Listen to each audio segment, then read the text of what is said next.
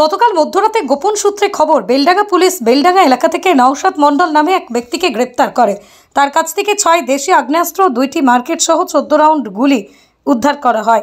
প্রাথমিক তদন্তে জানতে পারা যায় সেগুলো তিনি তৌসিফ মোল্লা নামের এক ব্যক্তিকে বিক্রয় করার উদ্দেশ্যে নিয়ে আসছিলেন। 7 বছরের আগে হাতে নাতে পাকড়াও করে নওশাদ মণ্ডলকে।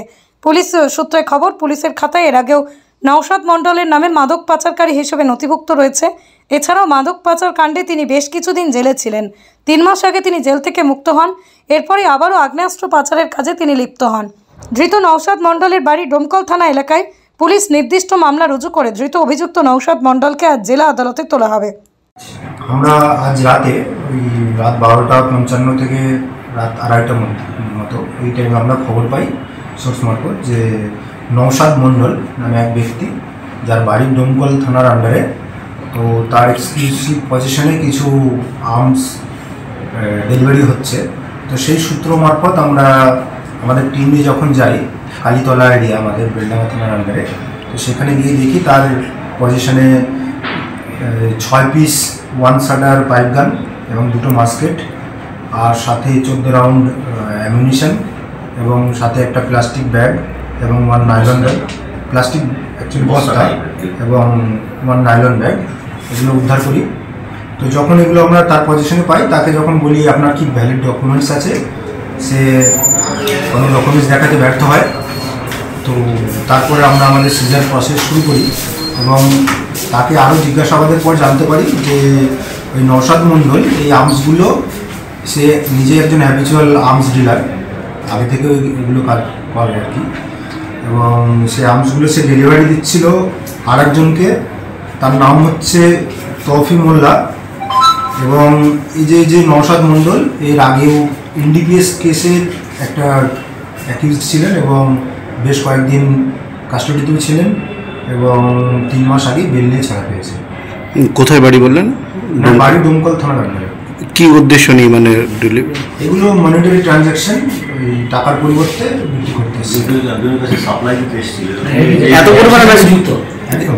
এত পরিমাণে আগ্নেয়াস্ত্র কি বলবেন? বেলডাঙ্গা কোথা থেকে আসছে এগুলো আসছে ওর নিজে, ওই ডোমকল থানার আন্ডারে বাড়ি, তো ও নিজে প্রত্যেকে এনেছে। এটা তদন্ত সাপেক্ষ প্রত্যেকে পেয়েছে। ওই সাইড থেকে, বিহার সাইড, ঝাড়খণ্ড সাইড থেকে, পাকুড় ওইখান থেকে নিয়ে মুঙ্গের সাইড থেকে মেনলি আমাদের কাছে যতদূর খবর আছে, এবং এটা আর তদন্ত সাপেক্ষ যে প্রত্যেকে এসে আর আমরা তদন্তে আছি। এর আগেও 4 তারিখে আর্মস রিকভারি হয়েছিল, আজকে হলো, তার সঙ্গে কি কোনোভাবে যুক্ত আছে?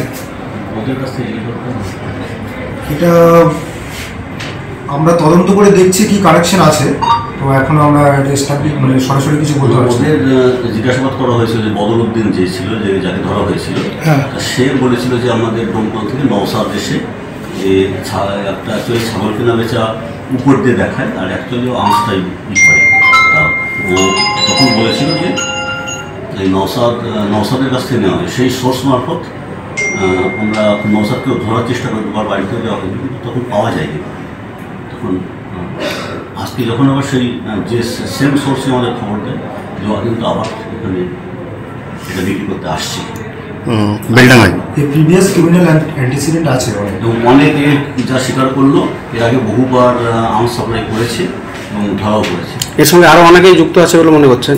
আমরা আপাতত যে নামটা এর স্টেটমেন্টে পাওয়া গেছে, এর নাম হচ্ছে তৌফিক মোল্লা। কোথায় এরিয়ায় বাড়ি, তো একে সাপ্লাই দিচ্ছিল টাকার বিনিময়ে। আজকে কি উদ্ধার হলো? আজকে 6 পিস 1 শাটার হয়েছে উদ্ধার, এবং সাথে 2টো মাস্কেট আছে, এবং 14 রাউন্ড অ্যামিউনিশন আছে, একটা প্লাস্টিক বস্তা আছে, আর একটা নাইলন ব্যাগ, এগুলো রিকভার করেছে। এই যে আর্মস রিকভারি একের পর এক হয়ে চলেছে, এতে মানুষের মধ্যে আতঙ্ক বাড়ছে না কমবে? কি বলবেন এটা নিয়ে? এতে আতঙ্ক বাড়ার কিছু নেই, আমাদের পুলিশ প্রশাসন ঠিকঠাক কাজ করছে, তাই আমরা উদ্ধার করতে পারছি। তো জনগণকে বলবো যে ভয় পাওয়ার কিছু নেই, তাদের কাছে যদি কোনো ইনফরমেশন থাকে সেটা আমাদের সাথে শেয়ার করতে। পুলিশ এবং প্রশাসনের তরফ থেকে আমাদের SP sir, additional SP sir, SDPO sir, IC সাহেবের সক্রিয় সহায়তায় আমরা যতটা সম্ভব চেষ্টা করব এবং জনগণকে আশ্বস্ত করব। আজকে কি পুলিশ হেফাজত দেবেন ওকে? অবশ্যই আমরা প্রেয়ার পাঠাচ্ছি। কতদিন? 7 দিনের জন্য। 7 দিনের জন্য? একদম 7 দিন। আমাদের এসপি স্যার এইসব ব্যাপারে খুবই তৎপর। উনি কিছুদিন আগে দেখলেন যে ভালো মানুষের জন্য ভালো কাজ করছেন, কিন্তু খারাপ মানুষকে সেই তুলনায় যখনই হচ্ছে তখনই সাজা তিনি দেওয়ার জন্য প্রস্তুত আছেন। যখনই কোনো মানুষ বিপদে পড়ছেন, শান্তিপ্রিয় মানুষ, তখন তাকে যেরকম আমরা উদ্ধার করছি, বাংলাদেশ থেকে উদ্ধার করে আনা হয়েছে আমাদের এসএসআর তৎপরতায়, উড়িষ্যা, উত্তরপ্রদেশ, সমস্ত জায়গা থেকে। সেরকমভাবে যারা ক্রিমিনাল আছে তাদেরও ছাড়া কোনোভাবে ছাড় বিশেষ করে এনডিপিএস, আর্মস, এগুলো পক্সো, রেপ, এইসব কেসে আমাদের এসপি স্যারের একদম কঠোর নির্দেশ আছে, 0 টলারেন্স, কোনো টলারেন্স হবে না। এবং যেখানে যা আছে আমরা আর্মস রিকভার করবো, কড়া বার্তা আমাদের পুলিশ প্রশাসনের তরফ থেকে। ওকে। জুয়েলার্স মানে B Das and sons jewellers.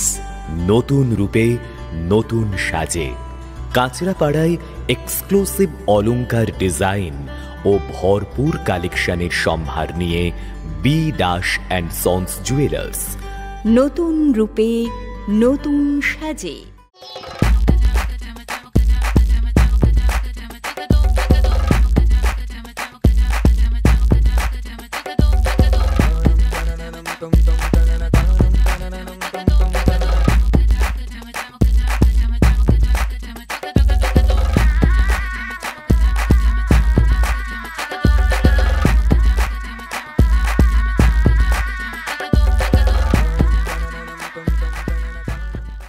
Flat booking চলছে, আজই যোগাযোগ করুন Gita construction, B10/249 near central park, Kalyani. Booking চলছে কল্যাণী B2/221, B2/312, কাঁচরাপাড়া ঘটক রোড, সতীশ নন্দী রোড, লোক সিনেমা চাঁদমারি রোড, লিচুবাগান সিরাজ মন্ডল রোড, টিকটিকি বাজার, মিলননগর আবুরিপাড়া, রজনীবাবু রোড, নিপেন সরকার রোড, আরপি স্কুল, নৈহাটি 6 নম্বর গেট, বিজয়নগর, ভাটপাড়া রূপশ্রী হল, হালিশহর রাজমহল হাউজিং এস্টেট। আজই ফোন করে বিস্তারিত জানুন। গীতা কনস্ট্রাকশন, 6289063557, 9831478795।